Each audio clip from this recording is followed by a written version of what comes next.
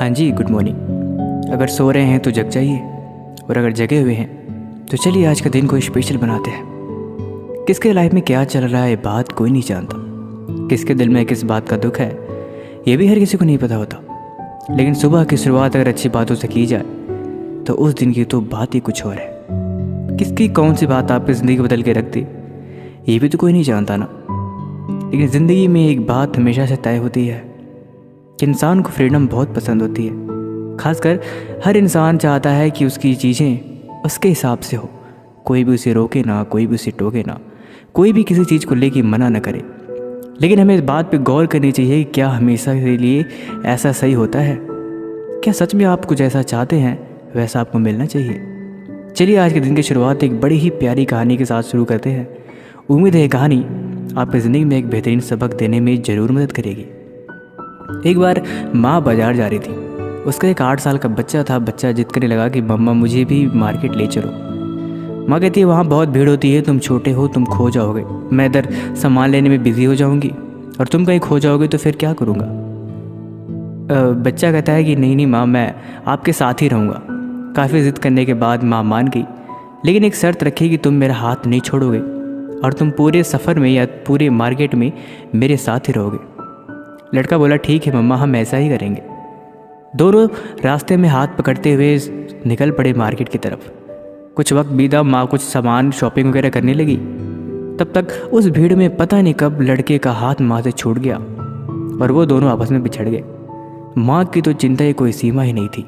वो बेचारी इतनी डर गई कि काफ़ी देर तक ढूंढा, लेकिन लड़का मिला नहीं। माँ की आंखों में पानी आ गया कि आखिर मेरा बच्चा कहाँ चला गया।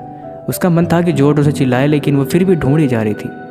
काफ़ी देर ढूंढने के बाद वो लड़का एक खिलौने की दुकान पे बैठा हुआ मिला। देखते ही माँ की आंखों में आंसू आ गए। वो सदमे में गई और लड़की को तुरंत गोद में उठा लिया। गोद में उठाया, उसे एक छोटी सी पप्पी ली, उसके गाल पे एक ज़ोरदार थप्पड़ जड़ दिया। लड़का ज़ोर ज़ोर से रोने लगा।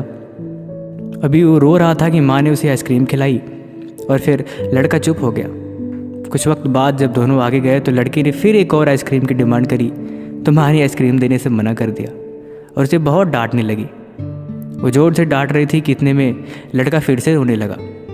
काफ़ी देर तक उन दोनों के बीच ये प्यार मोहब्बत लड़ाई दोनों जारी रही। माँ उसे मनाती, उसे समझाती और बीच बीच में उसे डांटा भी करती। लड़का इसी बात को लेते लेते शाम हो गई और दोनों घर जाने के लिए बस में बैठ कर निकल पड़े। दोनों इतना थक गए थे, माँ ने अपने बच्चे को गोद में बिठाया और उसे सीने से लगा के चुपचाप बस में दोनों सो गए। घर पहुँच गए तो माँ ने उसे एक बात बड़ी आराम से समझाई कि आज की बात ज़िंदगी में कभी मेरा हाथ मत छोड़ना, नहीं तो मैं दोबारा से कभी तुम्हें ढूंढ के नहीं लाऊंगी। लड़का कहता है ठीक है मम्मा, मैं यही कोशिश करूँगा। कहानी तो ख़त्म हो गई। इन कहानी का मतलब अगर आप हर कोई अपने अपने हिसाब से निकाल सकता है, लेकिन सीधी सी बात यह है कि ज़िंदगी में जो हमारे अपने हैं, जो हमारे ख़ास हैं, जो हमसे प्यार करते हैं, चाहे वो कोई भी हो, अक्सर उनका हक बनता है आपको मारने का, आपको डांटने का, आपको समझाने का।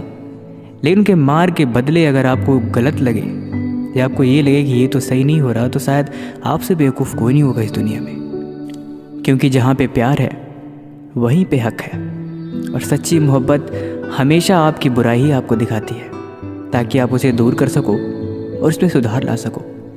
लेकिन आपको इस बात पे श्योर होना चाहिए कि उनकी कही गई कड़वी बातें, उनके द्वारा दी गई डांट आपको हमेशा सही रास्ते पर लेके जाती है, न कि वो आपके लिए नफ़रत है। बस आपको ये बात समझनी चाहिए कि असल में वो कोई नफ़रत नहीं, वो एक प्यार की मिठास है जिसे आपको समझने की आवश्यकता है। जब आप इस बात को डीपली समझ जाएंगे तो हम श्योर कि आपको लाइफ में कभी भी अपनों से इस बात के लिए कोई चिढ़ नहीं होगी कि वो आपके लिए पाबंदियाँ बनाते हैं या फिर वो आपके रास्ते की रुकावट है या फिर वो आपको डांटते हैं। क्योंकि नफ़रत ये भी एक प्यार के हिस्से में ही आता है। बस समझ की फेर है।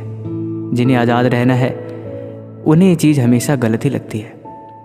बाकी आपने इस कहानी से क्या सीखा हमें कमेंट बॉक्स में ज़रूर लिखें। अगर ये कहानी आपको पसंद आई हो तो प्लीज़ वीडियो को लाइक करें और ऐसे वीडियो के लिए इस चैनल को सब्सक्राइब कर लें। तब तक मिलते हैं हम आपसे अगले दिन सुबह के 8 बजे। Thank you so much.